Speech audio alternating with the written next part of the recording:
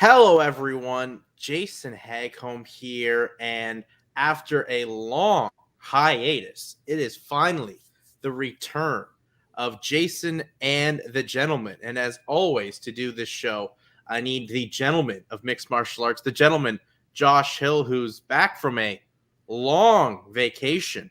Josh, how are you doing? I'm good, man.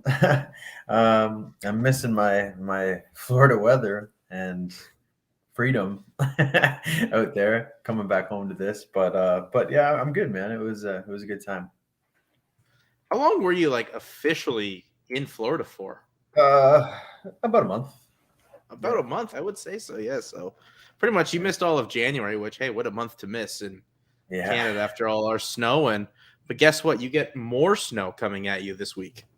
I heard, man. Yeah, I'm not looking forward to that, but yeah, at least I mean, got 1 month, out of this craziness here and shitty weather. So yeah, it was good.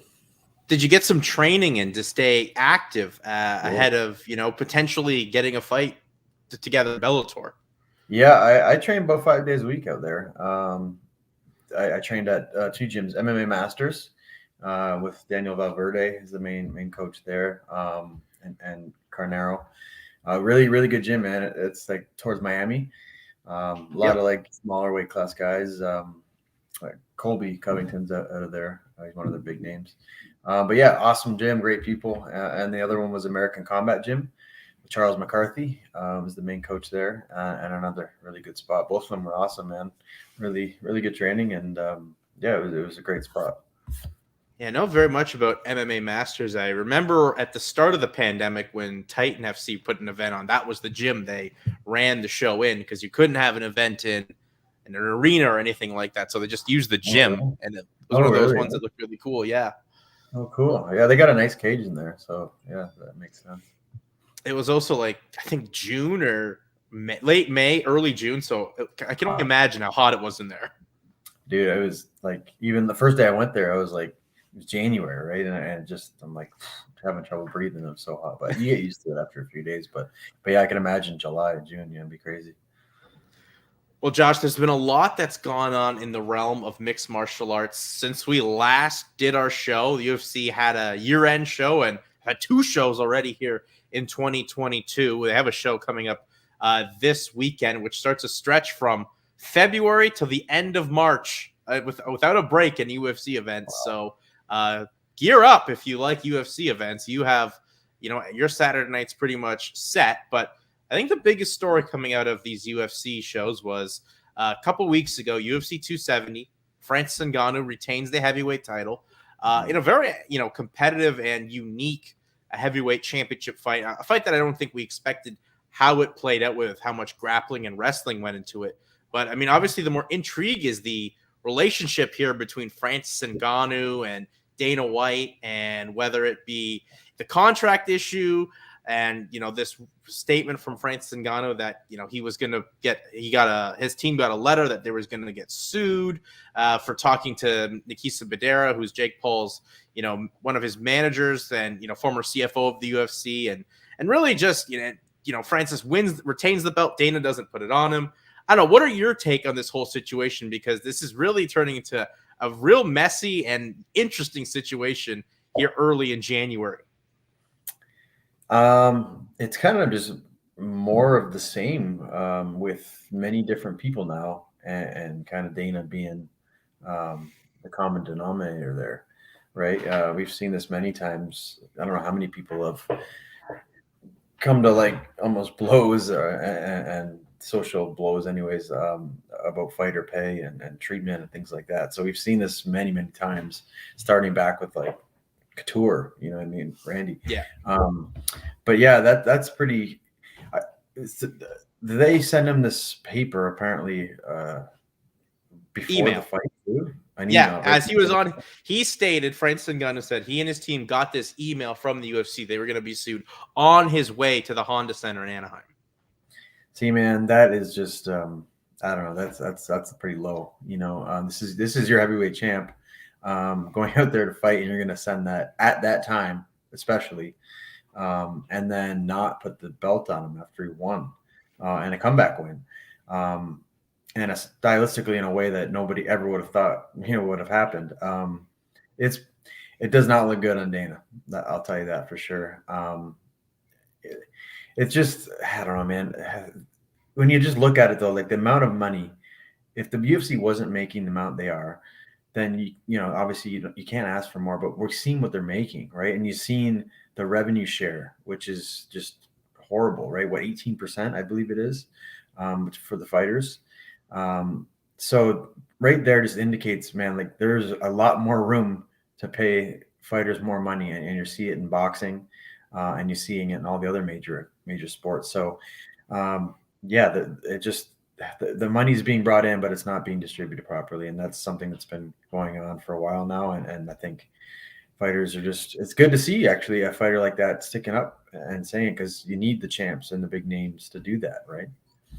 Well, Francis is like someone that I think has a lot of power as being a heavyweight, the heavyweight champion, and someone that's really a marketable commodity, whether it be him going in MMA or boxing, even if he went into acting, whatever. He's got a unique aura about him and a great story. So he's got some power, but you kind of touched on it. It's like as things go on and years go on in the UFC, a lot stays the same. They just have these issues with champions, especially, a heavyweight champion, like from Randy Couture in 2007 on to Francis Ngannou here in 2022. It's as things continue and nothing really changes from them.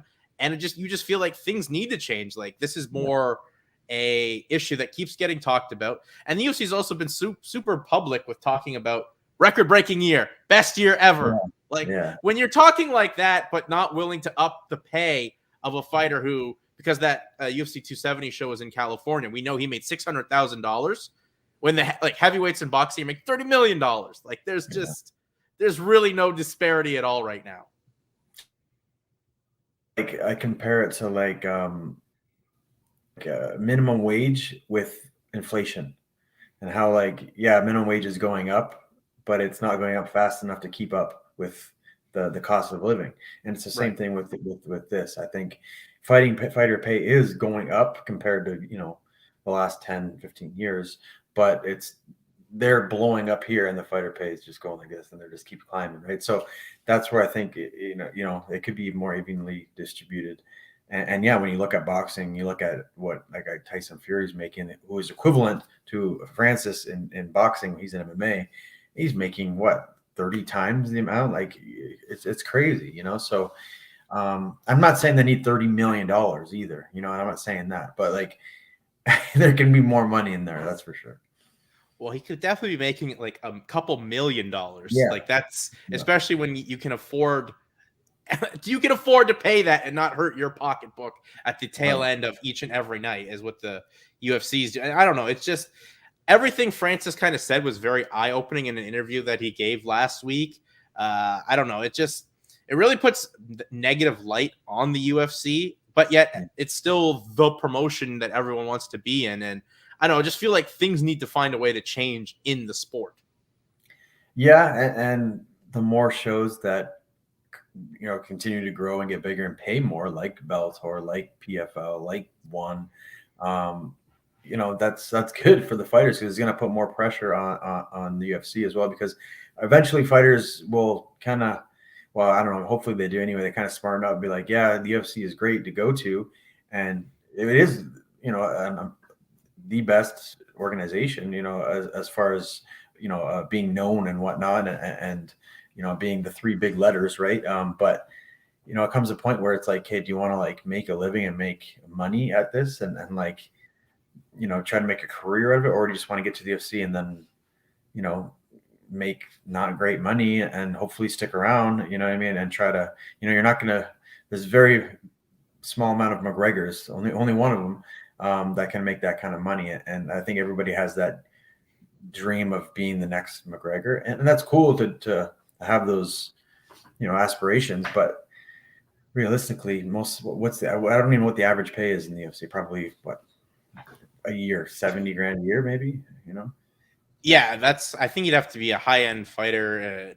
The average, and I don't even know what a great year would be. You'd have to fight 3 times, be a main eventer, and get some sort of pay-per-view points as well. And it just seems like there's the fighters that the UFC are pushing to. They're just content with everything that they're getting paid. Whether, if you're in the heavyweight division, you're Derek Lewis, you're like, whatever, I'm just happy with getting some sort of money.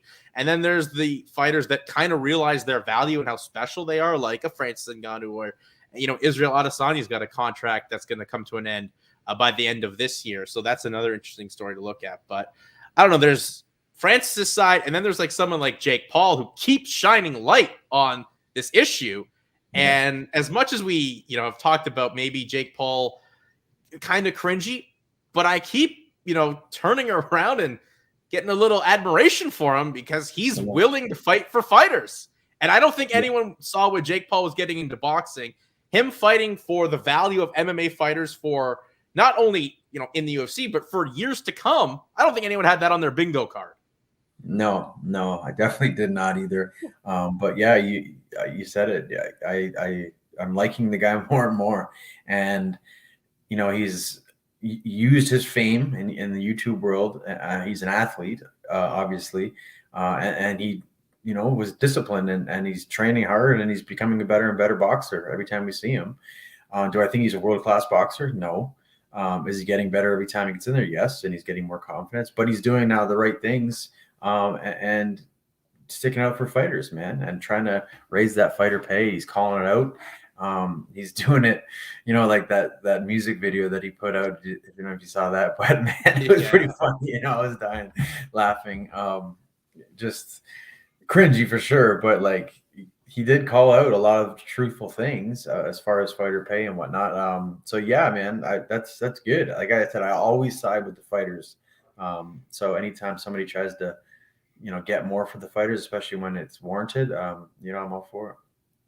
And that seems to be kind of Jake Paul's mentality, and kind of, I guess, why he's picking at fighting these MMA fighters in boxing. It's just so they can see the other side of what, a big event and big paydays. And you see that. And, that's why, it worked out for Tyron Woodley, definitely for his bank account. Maybe we'd never see him fight at such a super high competitive level again after getting, knocked out the way he did towards the end of last year by Jake Paul himself. But Tyron Woodley's banks changed, and I think a lot of other MMA fighters were calling for fights with him in a way because they know that the money's there that they would never see in a UFC. 100%, man. Yeah, and isn't that crazy though? Like how, you can do all these fights in the UFC and be a champion, but then you go over there and you fight a YouTube star and you make more money than you ever have. Pretty crazy. What's also crazy is after this weekend's Bellator show in the state of Arizona, apparently Arizona is also now, like many other states, no longer disclaiming or giving away what the fighter purses is. Like, it's really just continuing the let's keep the fighter pay issue kind of on the back burner with commissions working with certain promotions and things like that. Now, granted, that's a Bellator event, and I know Bellator pays pretty well for a level of that they're at for a mixed martial arts promotion, but it's very few states that are disclosing the fighter income after an event. And I think if you want to continue the argument, you do need that. But everyone knows that MMA really isn't, the fighters aren't getting paid what they're due. But just thought that was kind of interesting.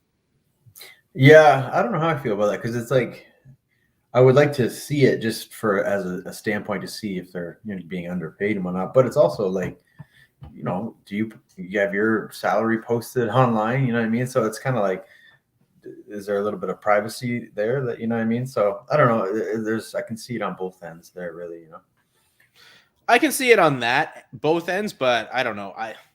I think more it's because after California released the purses for UFC 270, everyone was kind of blown away at how low the pay was for a big event like that, especially the first UFC pay-per-view. And granted, it's not a pay-per-view for Bellator, but it's their first show, but still no purses disclosed. And we know that Bellator pays, like, for an MMA promotion, in some aspects, some ways equivalent to what the NFL distributes.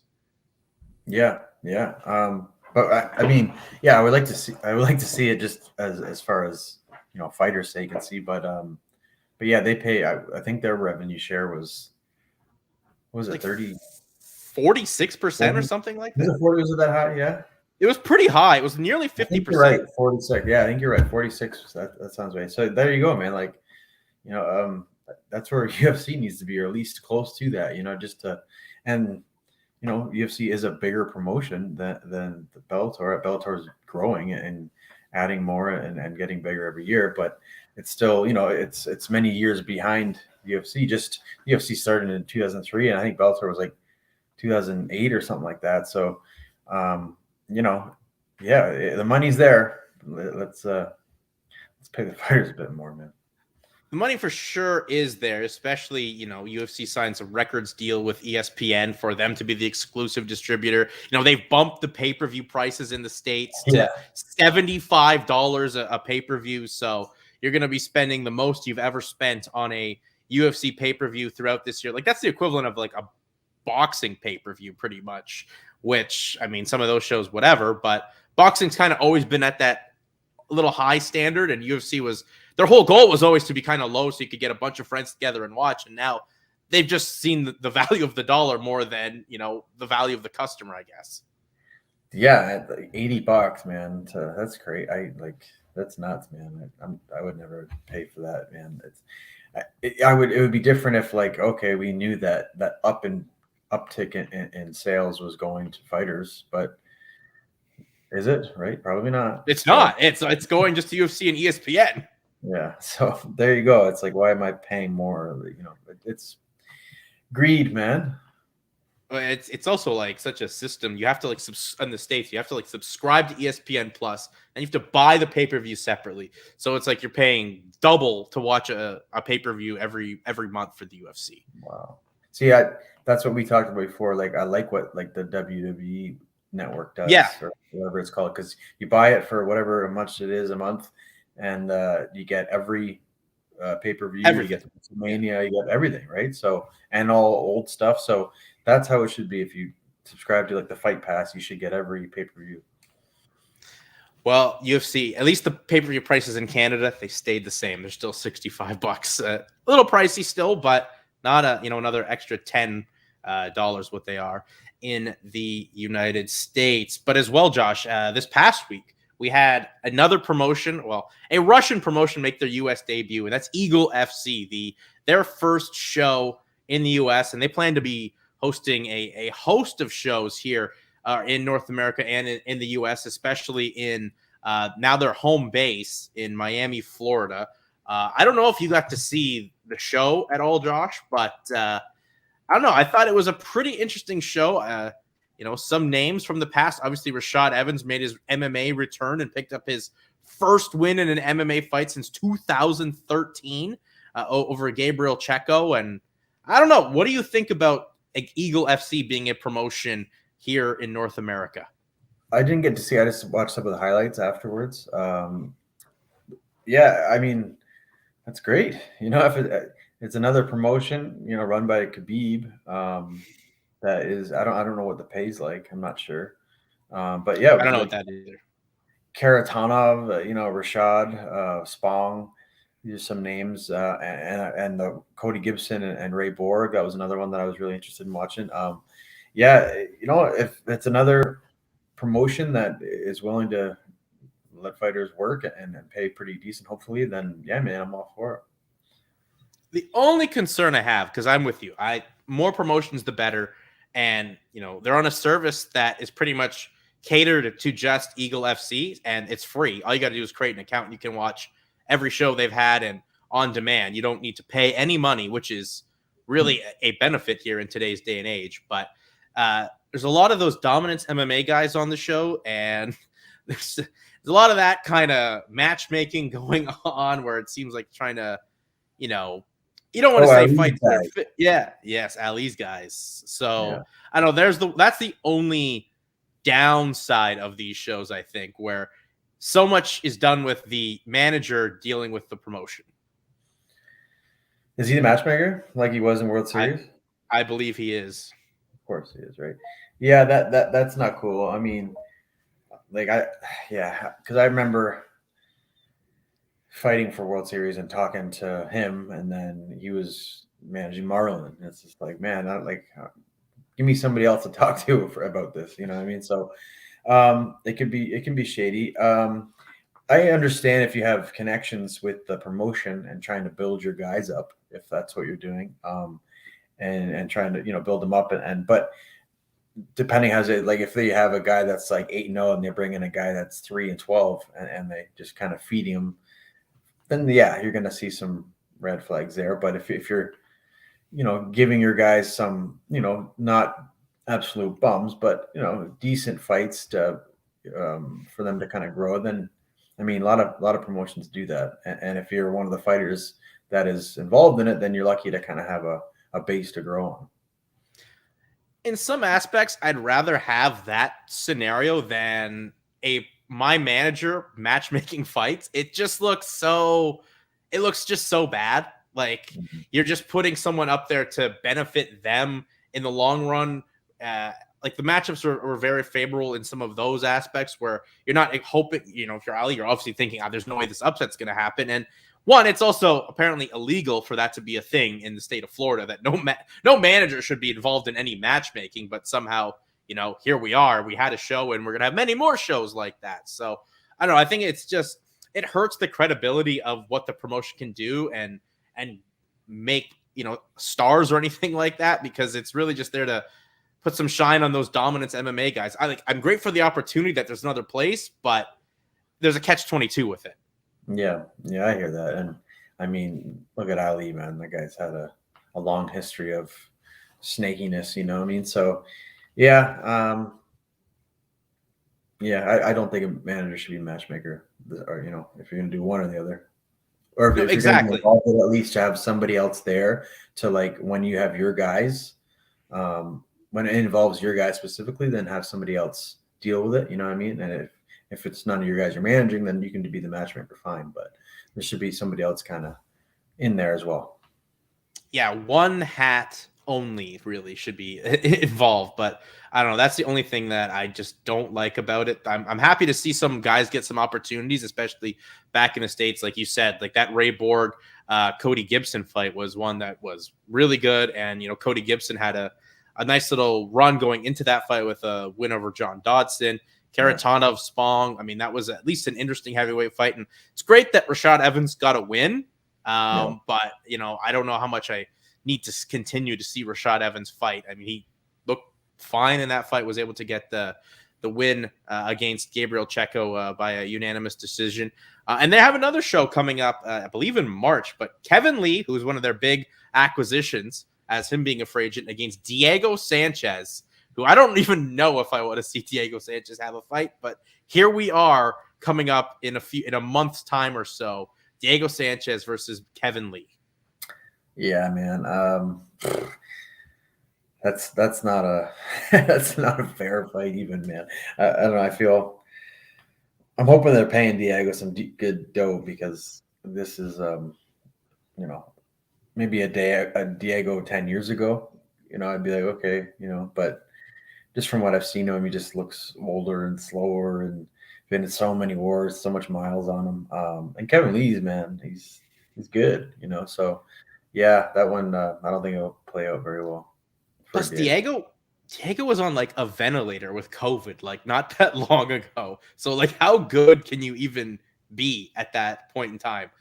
So how much training can you get in? I don't know, but I just think no one wants to see this fight. No one wants to see something bad happen to Diego Sanchez, especially for the contributions he's done to the sport. And it's one of those where you're just fighting for money, and that's what no one wants to see, and why fighter pay is so important, so you don't have to be in that scenario.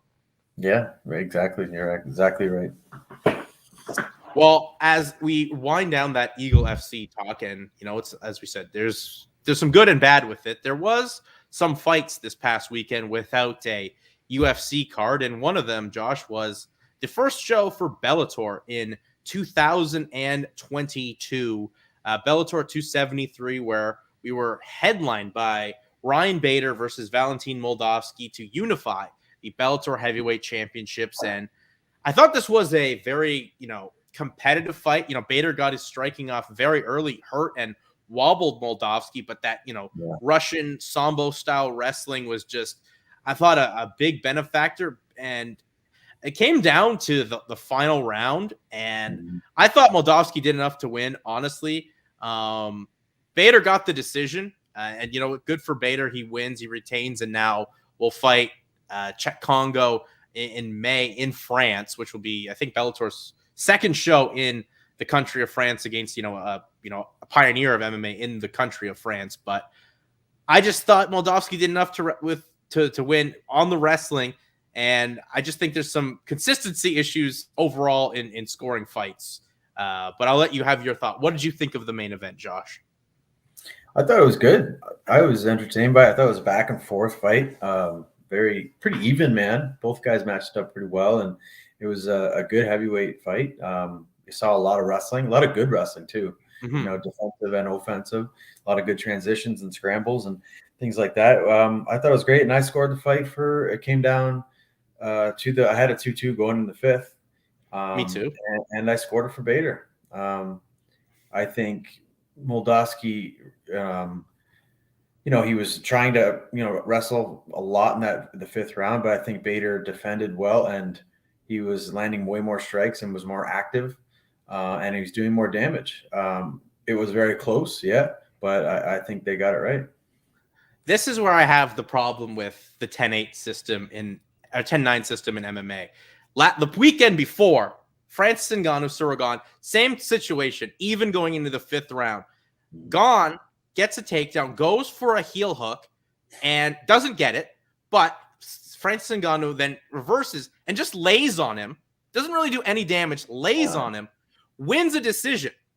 This one, I thought the wrestling was more impressive from Moldavsky, and there may have been some shots, but I didn't think they were super effective, and he loses. Now, this is just where I'm like, what are we doing? Like, we're just too inconsistent in this sport. I think you're right, for sure. There's a lot of gray area, but I think the difference was Gon, once he missed that, it was done. That was it. He went for that last Hail Mary, which was so stupid. And you lost me on my parlay. Thanks, Gon. But yeah, if he just stayed on top and just stayed on top, even if he didn't do anything, held him down, and just stayed somewhat active, he would have won the title, man. But yeah, I think once he hit his back, and that was it, and he just didn't do anything offensive at all. Whereas with Bader was trying to be offensive. He was defending the wrestling, and he was trying to land shots the whole time, and landed some good elbows against the cage and things like that.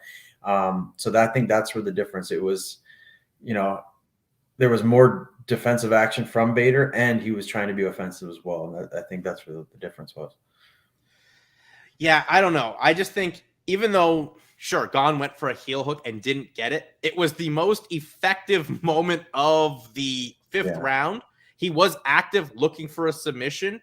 And I guess maybe in the rules we're not scoring that, but I thought it's more effective than just laying on someone where you're doing no damage. You're just laying on top of them, trying to grind out the round, let the horn go, and that was enough to retain a title. Whereas I think, as you said, Bader did throw a little bit more strikes in there, what have you.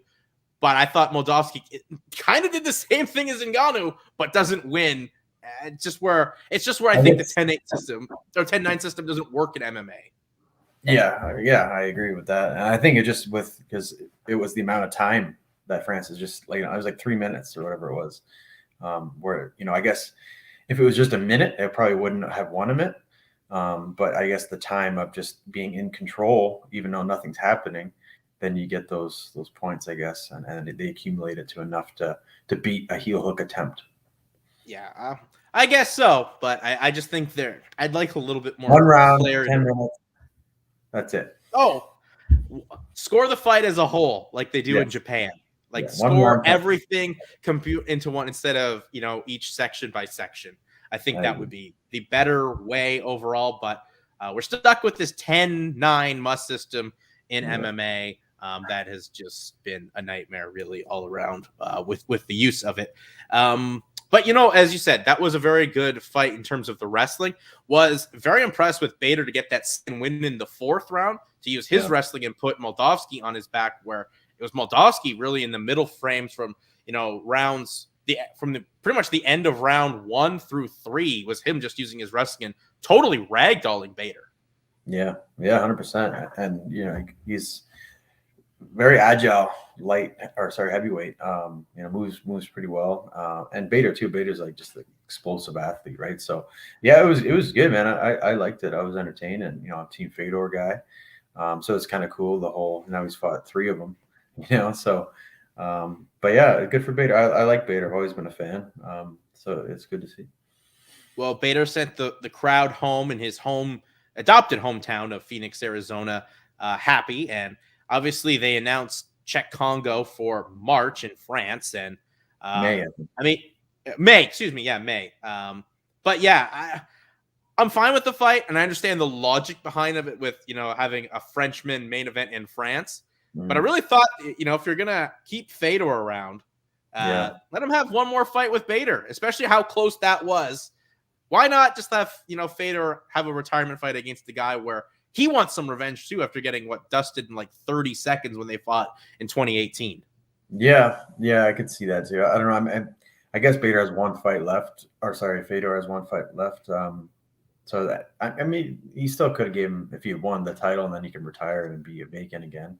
But they went this way, I guess. Being in France, they want to make it big there with their hometown guy, and the way the fight went the first time with was it a no contest? Yeah, no, was it no contest? I can't remember. Dude, I cannot remember from that. Oh yes, an eye poke. Yes, a no con. Yeah, 3 minutes 52 seconds into the first round, September of 2019. So yes, I mean Congo in his last fight against Karatanov in August, it was a classic Congo where he takes a beating, just gets a second win, and finishes Karatanov with a second left in the second round. So look, Congo, he may be a much older fighter, but almost 40 years old. But he can still pull out moments like that. So that will, I guess, make the fight interesting against, a very accomplished heavyweight now, Ryan Bader. Yeah, it'll be good. I still think Bader with his speed and athleticism and wrestling will be the difference, and I think he'll win. But always that chance to get clipped by Congo.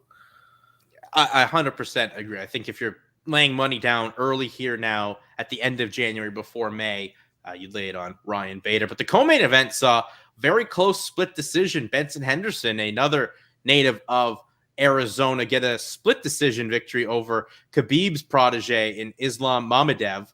I don't know, Benson Henderson, man, he looked like a little bit old school Benson Henderson. He's just such a slick, tough guy, and lived up to his nickname. He was smooth, especially one of those takedowns where he just kind of rolled into it, was able to take Mamedov's back. Yeah, very impressive. So I think this was the final fight for Henderson on that Bellator contract. And, I think if you're Bellator, you definitely got to offer him now. But, Henderson himself said he was open to fighting even at Eagle FC. So, he's keeping his options open and has an impressive win, to go into now free agent negotiations. Yeah, it definitely benefits for him getting that W right with that. He even said himself, he goes, he kind of feels like they're paying him a lot of money and underperformed throughout his last few fights. So I guess maybe he's expecting him to not pay him as much or not a big bump. So that's why he's thinking about that, but we'll see what happens. I think, I mean, it was a close fight, and I think he was even a bit surprised he got the nod when his reaction from it. But, he was going for lots of subs, and I thought the guillotine had him. Like, it was deep. But yeah, it was a close one, man. It was very, very close. Yeah. And I think Mamedov, I've seen him fight once before, but there's been a lot of hype on him, but I think he kind of underperformed as well.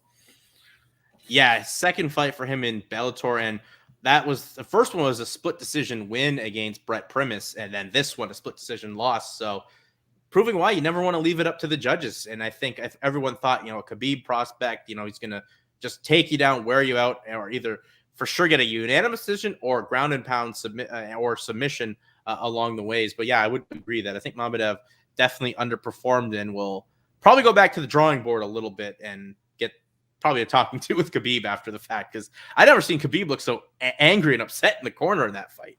Yeah. Well, I guess him getting caught and putting his hands in there, getting caught in the guillotine and Kimura attempts, and I think he rolled for heel a couple times.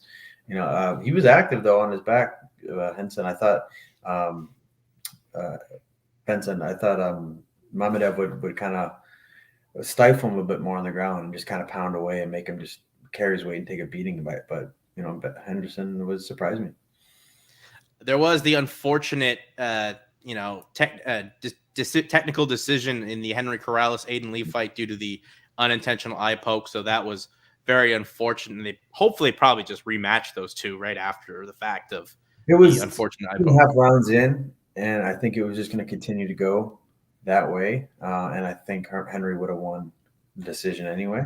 But you never know, right?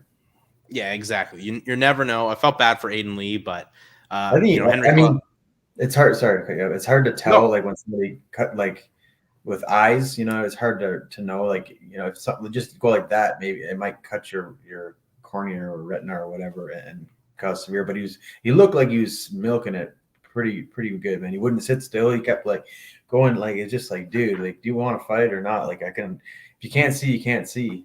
Just say that. But I don't know. I just didn't like the way he. Are you saying Aiden Lee wanted a way out, Josh? Possible, yeah. I mean, I don't like saying that because you never really know unless you're in the situation. But he was definitely adding some drama. He was putting some selling on it, as Yeah. that show was going head to head with the Royal Rumble, so he was working it a little bit. But yeah, you know what? Maybe they rematch him, maybe they don't, as the one-way traffic was kind of coming from Corrales there. And then the opener, Sabah Homasi, first round arm triangle over Jaleel Willis. That was one of the better performances I've seen from Homasi. We know Homasi likes to stand and bang and make the exciting, knockout or flying knee KO or, perfect combination, but just proved overall he's a very accomplished mixed martial artist with what he can do on the ground against a guy I'm still pretty high on in Jaleel Willis, a former champion in LFA, and maybe hasn't had the run he thought he would have since signing with Bellator. Has Willis now losing 2 fights in a row, both by submission. But, good for Sabah Homasi. I think this is a guy that Bellator really needs to get behind and market in that 170-pound division. Yeah. He always brings it. He's always in entertaining fights. And yeah, it was good to see him showcase the ground game a bit. And wrestling. He had a nice takedown that transitioned into the ground. So, yeah, he's well-rounded, man. Well-rounded and, got a sweet little mohawk and glasses combination. Like, he's buying into this, presentation, and got to sell yourself a little bit to make yourself interesting. Yeah, I've never met the guy, but we have the same manager, and so I see my manager's Instagram stories with him, and he seems like a funny guy. So I think like a funny guy to have a beer with, that's for sure. I think he had a lot of beers that night after the show. I think he had a good time on the nightlife in Phoenix, Arizona. But I think Bellator needs to, definitely market him. Obviously, the championship's going to be on the line on that London card in May with MVP, going against Amasov for the championship. But, you still have Lima in the division. I think Homasi's a player in a division that doesn't have that many big fish. And just when you see Sabah Homasi fight, like, he just always brings it and is now adding to the submission and wrestling side of things. So evolved his game very much. Yeah, for sure. I think another big win puts him up there anyway amongst the top in the division. All right, so just some points on the undercard. I think that may be it for Darian Caldwell. This was a performance I thought he was cruising towards a decision, and then he just ran out of gas in that third round and got ground and pounded by Enrique Barzola. So great win for Barzola, but I don't know what has happened to Caldwell. This was a double champion in Bellator, and now he just lost his way. I know, man. I bet on him too, and that was another one. Yeah, that screwed me over. But yeah, I think for me, I probably think he cuts too much weight. And I'm just guessing. I've never met the guy, but he was just in the featherweight tournament. Probably put some size on there, and he's a big bantamweight to begin with. So I think probably just he gets himself so dehydrated, get down there and cut so much weight. By the time that third round comes, man, I could tell. I had him winning the first 2 rounds too, but I could see in that corner the way just his posture and his body language was. I'm like, he's done, man. If he doesn't get the takedown secured and keep the guy down in the first minute, he's done. And that's what happened. And you could tell he was like, it wasn't like he went out there and got like knocked out. He couldn't move. He was done. Like he had no gas. He was just holding on to the leg, and the guy was just pounding him. Not even hard shots, like really. Nope. And then he was not moving. So the ref's like, okay, I'm gonna call it. Has to stop it, right? You're not defending yourself. You're not defending yourself. So credit to the other guy. He's he got a gas tank on him, and he's in your face, tenacious the whole fight. So yeah, good on him. But yeah, Caldwell, man, I think you just go back up to 45, to be honest, because I think the cut's too much now. Caldwell's run, like as you said, he was a double champ. One maybe 145. He was a double champ in Bellator. I thought he was just 35. I swear he was a double champ in Bellator. I could be wrong. He was, of course, the bantamweight champion in the promotion. He lost that when he lost to Horiguchi, and then obviously kind of the situation we're in where Horiguchi, the knee had fallen out or had fought for a championship at least. I can't remember. I swear I thought he was a double champ in Bellator. I think it was because he lost to Horiguchi twice. One was Risen, one was wasn't in Bellator, and then he went up to 45 where he won 2 in a row, and then was in the tournament. Yeah, and then he's now on this 3-fight losing streak, having 2 of those now in bantamweight. So maybe I'm just getting my facts a little mixed wrong there. I thought for sure he was, but man, he has to maybe stay at 45 because he's just been so inconsistent recently. And I know those 2 fights at bantamweight are a different. You're cutting the 10 pounds after having been kind of at 145 for about 2 years, so your body obviously is going to naturally kind of stay around that weight, and cutting there's a little bit easier. But his just record, he's now 0-3 and hasn't had a win since January of 2020 when he beat Adam Borics in his second fight at featherweight. So maybe featherweight is the way to go.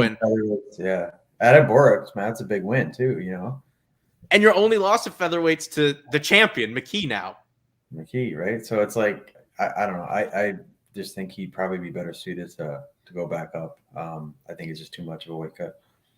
I just wonder what Bellator does with him, because like he's a name, he has history in the promotion, but you can't go out looking like that where you kind of just, as you said, hold on to a leg and just hope for something to happen.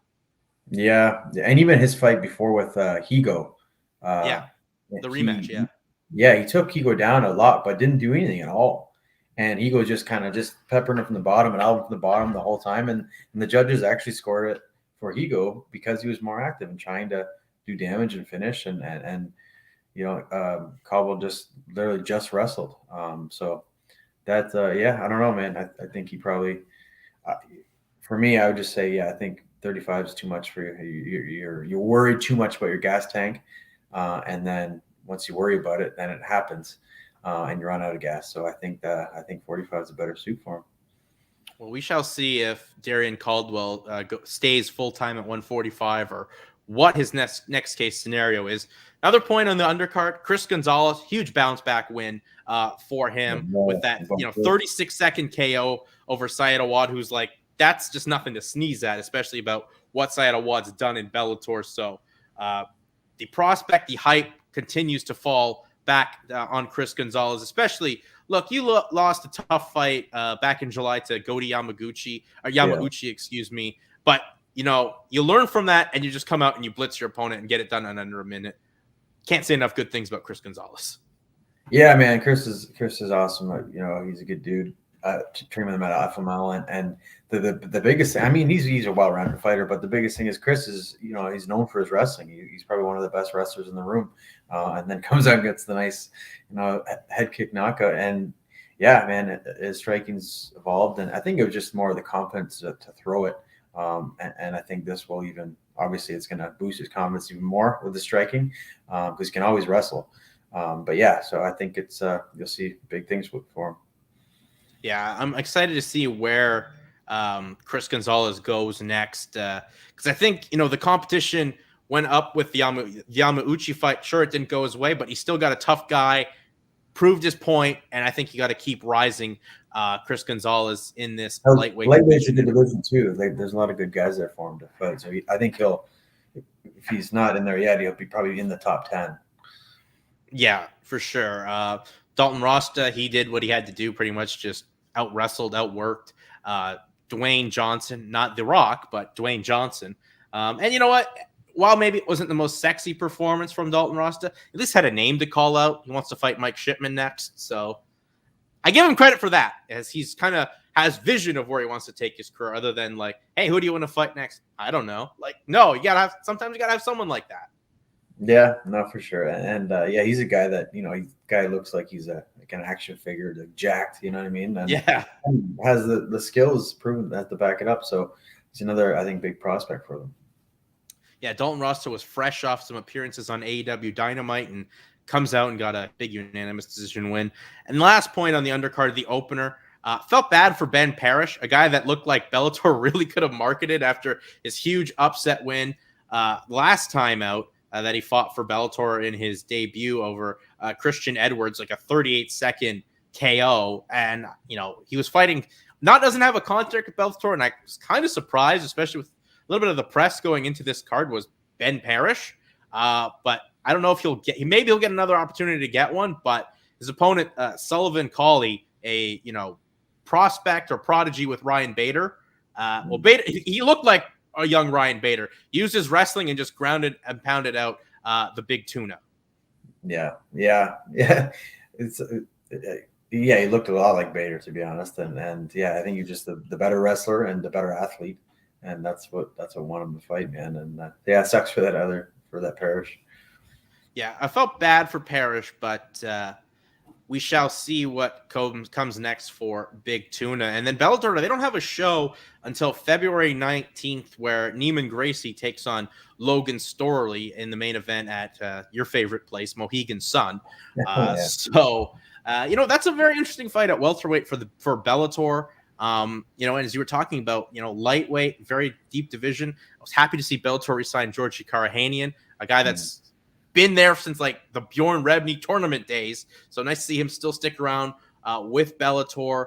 And Adam Piccolotti, also another, good fighter at that division. So lightweight, once again, proving to be a tough division in Bellator. So, but that's not until February the 19th, as we move on here, Josh, to before we get to the UFC, actually, we should also, while there wasn't a UFC, our, a guy you've trained with, Aaron Jeffrey, he retained his CFFC middleweight championship over T-Rex Harris. A unanimous decision, 40-36 across the board, and kind of like the way they do those title fights. If it's pretty much one-sided, we don't need a fifth round. Yeah. I looked at that and I was like, 40-36. Like, how does that work? I didn't get to see the fight. But yeah, I mean, if it's pretty dominant, 3-1 or 4-0, then why do the fifth? I guess. We don't need a fifth round. We don't need 5 more minutes of that. We kind of know how it's going. And the only reason I can see, okay, maybe you need the fifth round is, throw some Hail Mary thing in the fifth round and hope it connects, because whatever's been. Or also if the guy's fatiguing, right? And you got the deep gas tank and those fourth and fifth rounds is your money, and he tends to fade, and then it kind of would want it for sure. But yeah, I thought that was interesting. Well, Aaron didn't need that. Aaron used his wrestling when needed to, but did mix up his striking and, threw some good combinations with his hands and even got some knees in there. So I thought it was a nice, evolved Aaron Jeffrey performance. And, he retains a championship in a promotion that still has eyes on him, as his goal still to make it to the UFC. And, you beat a guy like a Rex Harris, who fought in World Series of Fight, fought in PFL. It's a solid name to have on your background. And, he trained with Rex Harris trains with Corey Anderson, who's obviously doing big things. So not training with, guys from a gym or a garage or anything like that. Yeah, no, it's good. It's a good confidence booster back for Aaron too, coming off the loss to the contender in the second one. So, I think, he's still super young in the game and very well-rounded. I think he'll get more opportunities down the road. I think another win and, he'll be on that list again to get maybe a last-minute call-up or maybe another crack at the show.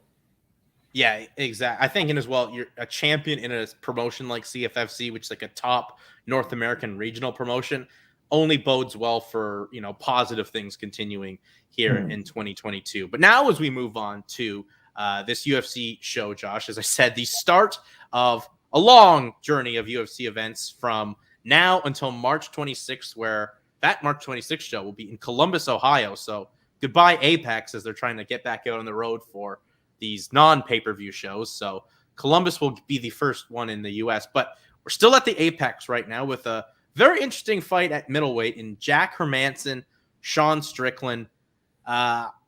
This one interests me because Strickland has just really got like the second wind of his career.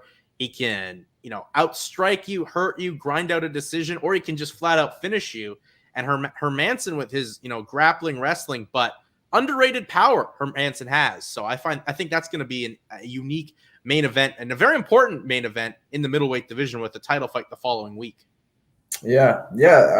I guess I would say it. If it stays on the feet, I think favor Strickland. If it goes to the grappling, if it could keep it down there, then I probably favor Hermansson. But that's a good matchup. I'm not a fan of Strickland, to be honest. I don't know the guy personally, but I just from what I've seen in his interviews and whatnot, I don't know, kind of rubs me the wrong way. But he's a good fighter. He's a good fighter. He's definitely a unique interview and brutally. He was talking about hoping to kill somebody in the cage, be the first guy to somebody. Yeah, well, Fucked up, man. He's a unique guy. Maybe you can ask Aaron Jeffrey about him. He did spend a lot of time training with him in Syndicate. And you know what? Sean is loyal, so he was very open and vocal supporting Aaron on that Contender Series fight, or anyone that he corners or trains with when he corners them. So he's one of those guys that's not afraid to let you know how he feels.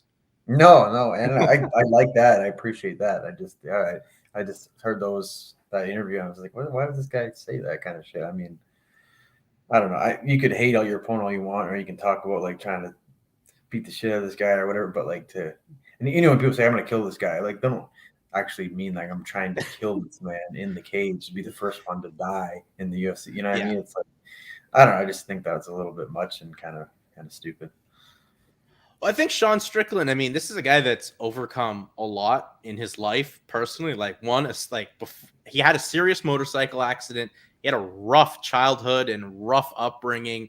So I think that's why some of that comes out. But he can definitely push people the wrong way with it. But he's become a very talented middleweight and, really getting himself near a title contention where, Strickland, since, 2018, when he last lost, is on a 5-fight win streak and wins over impressive guys like Nordine Talib, Jack Marshall, finishing Brendan Allen. That's very impressive. And then Christoph Jocko and then Uriah Hall. So very impressive. But I think maybe the big fight experience from Hermansson may be a little much here.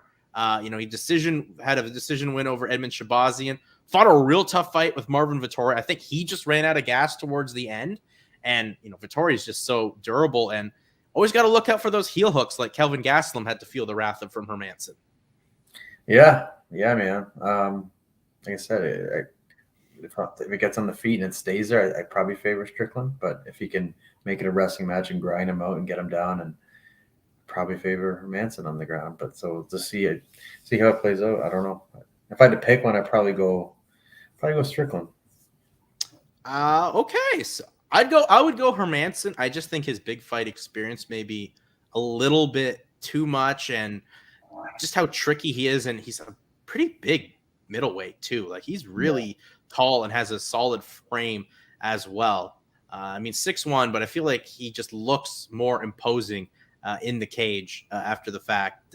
Not too many, big fights per se. It's a real interesting main event. A lot of Canadian content on this card. Hakeem Dawodu, Marc-Andre Barrio, Alexis Davis. And Hakeem, he is fighting Mike Trezano. I don't know him. No. I believe Mike Trezano was on the Ultimate Fighter season 27 and won that season. That was a Daniel Cormier, Stipe Miocic season. And then he fought once in 2018, once in 2019, and then took all of 2020 off and came back and looked pretty good against Ludwig Klein. And so this is only his second fight in the 2 years it's been. So, and Hakeem's obviously been looking to get, much more time in the cage. He hasn't fought since June, and he promised like a much better performance. So we're waiting and seeing that. I know Hakeem had an opponent fall out. Was supposed to have the Shane Burgos fight back in January of last year, and missed out on that opportunity. So maybe we see the meanest Hakeem. The meanest. I don't know if you can get meaner, Hakeem. He's always got that snarl on, but yeah, I like Hakeem, man, and he's good, man. One of the most explosive guys at featherweight, that's for sure. And Marc-Andre Barrio, Chidi Njokuani, Anthony Njokuani's brother, who won a contract on Contender Series this past year. Does he have another brother? Is there 3 of them? There's Anthony, who was like in WEC and UFC. Yeah. Fought last weekend on Eagle FC. Oh, okay, that's right. That was okay. Yeah. So there's 2 brothers, only 2 then, right? Yeah. There's just Anthony and Chidi. I remember that Anthony Njokuani back in the WC. Yeah, good old days. Yeah, WC never dies. So, big fight here for Barrio. As I think there was a lot of hype. Yeah, that's who the power bar Marc-Andre Barrio is fighting. Okay, cool, sweet. Yeah, and I think Barrio, he was a guy when he came into the UFC from TKO, like a double champ at middleweight and light heavyweight, and then struggled, like lost his first 3 fights all by decision. And then he had a win, but did test positive and failed the USADA test. But did get that. Finally has now won some fights in the UFC. 2 wins in his last time out. And, Chidi Njokuani, first of all, when he was on the Contender Series, too good to be on Contender Series. I mean, this is a guy that was in Bellator for a long period of time.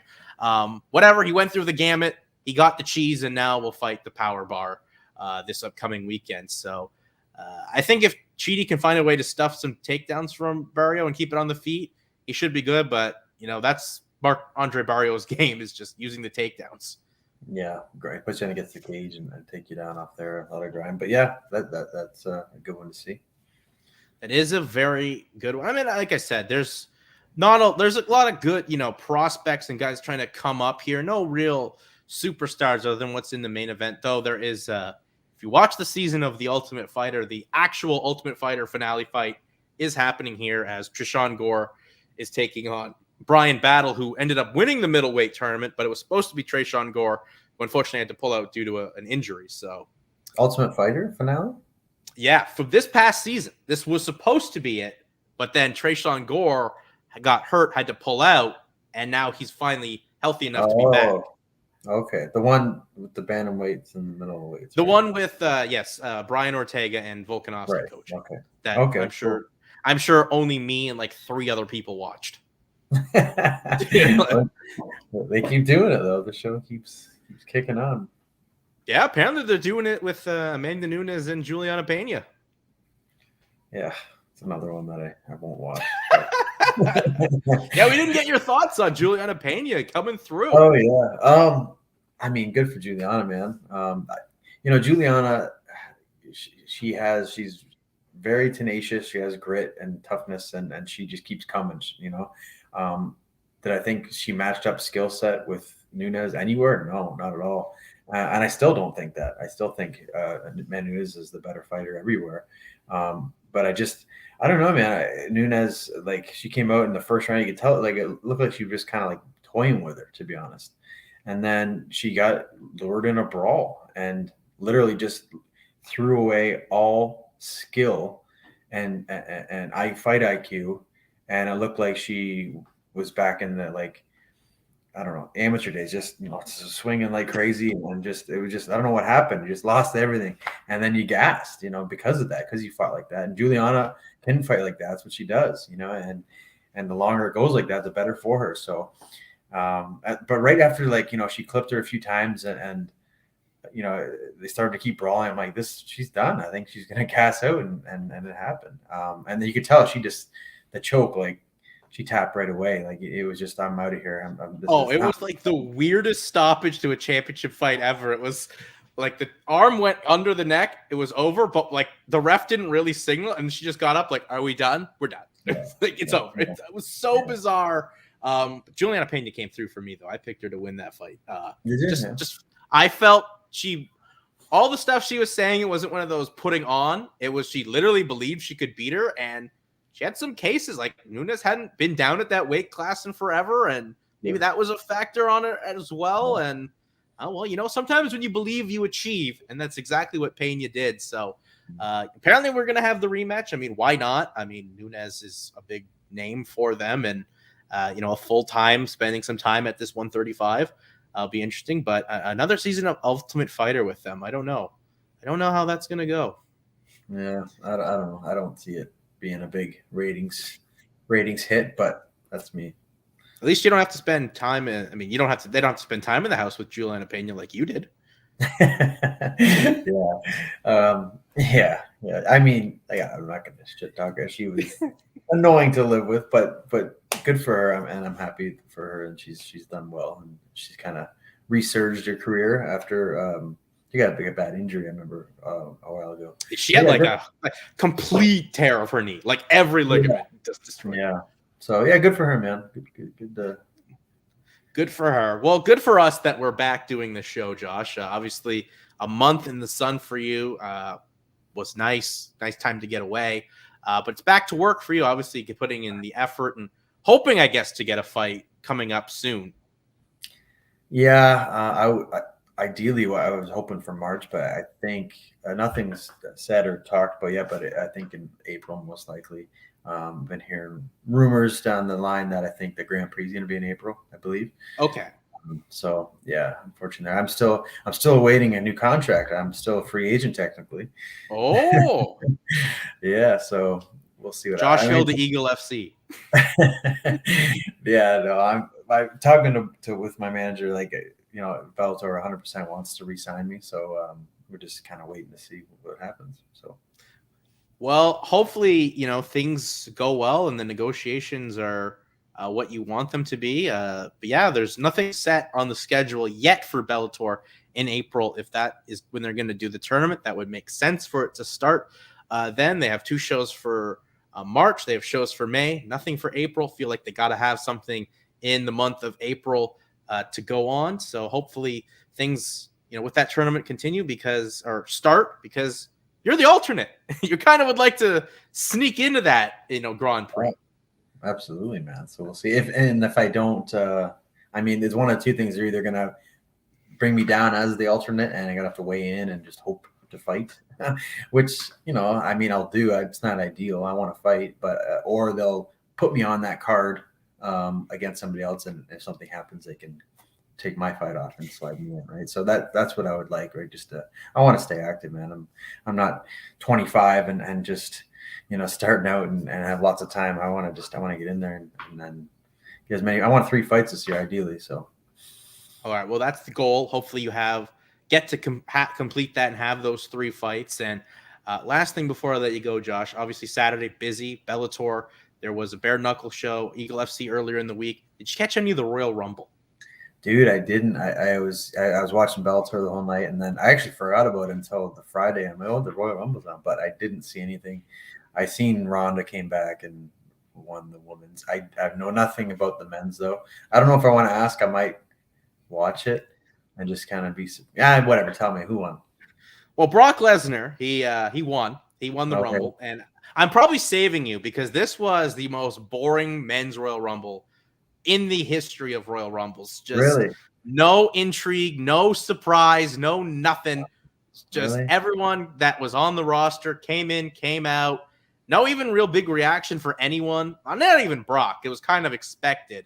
The funny thing I thought about this product is if you want to win, they're trying to win fans, or how they're marketing it is if you have an MMA background, you're getting a push. Brock Lesnar, Bobby Lashley, Ronda Rousey, Shayna Baszler, and then the Women's Royal Rumble to the end. It's Jimmy Smith calling the Women's Royal Rumble and all the Raw side of things.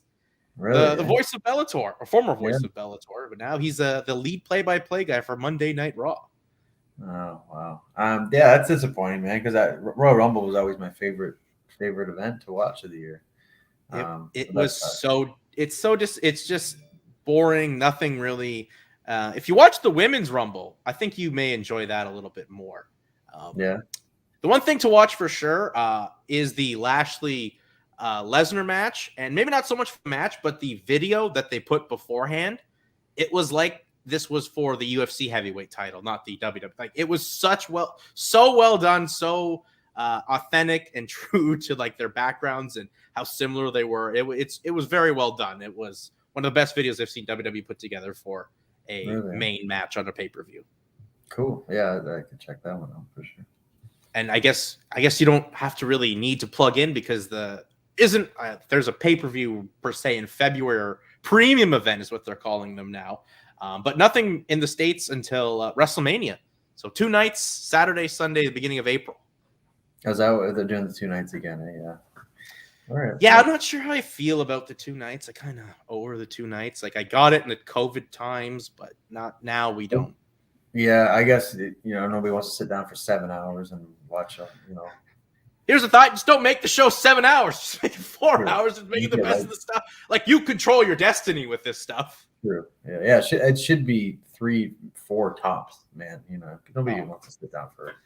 The time they were in Arlington at AT&T Stadium, the first time, that was like an 8-hour show, and it was horrendous. It just you were burnt out after like hour 3. You're like, can we go home now? Nope, 4 more hours. Yeah, man, that's a full work day. Yeah, exactly. Like people are just fading and no energy. So maybe that's that. Yeah, as you said, that's kind of the benefactor of the 2 nights. But I'd rather just have one massive great card on a Sunday or whatever. But WWE seems to be going to these Saturday shows. I don't know how you feel about that. They're moving their pay-per-views from Sundays to Saturdays. Oh, really? I mean, it doesn't really matter. The only really ones I really watch are the WrestleMania and usually the Royal Rumble, but I didn't even got to watch this year. But so it really doesn't really matter for me. But it seems like Sunday would be a better night for them, right? Unless the only thing you're competing with is football when it is in season. But I don't know. Well, I think when you sell your rights to Peacock, which is owned by NBC, who's also a partner with the NFL, you kind of want to make them happy too. And NFL gets more eyeballs than WWE, so no, it's a win. In a way, I like the Saturdays. It gives us a little break. You get a day to recoup, and you don't have to worry about spending 8 hours or whatever watching WrestleMania or whatever it may be. But yeah, sorry to bum you out about how sad the Royal Rumble was, but yeah, well, it saved me a few hours. I saved you at least an hour because it was not a good Royal Rumble. Very sad, very predictable. Like I'm not even upset at who won. It was just like the Rumble's built on surprises. Yeah, I like seeing no surprises. I like seeing some old school cat come out and you're like, what? You know what I mean? Like, I don't know. Yeah. Even if it's for 2 minutes, you just get like a rush of nostalgia. They didn't have that at all this year. Weak. Yeah, so I which is shocking because they kind of build that up every year. Like, who's gonna be in it? It's like, no, we didn't even bother. Well, Josh, sorry to end it on a sour note about how sad the Rumble was, but obviously great to be back chatting with you, breaking things down in the world of mixed martial arts. And we'll be back next week to once again break down all the happenings in the realm of MMA. So for my broadcast partner, my co-host, the gentleman Josh Hill, I'm Jason Hagholm. Peace out. See you all next week.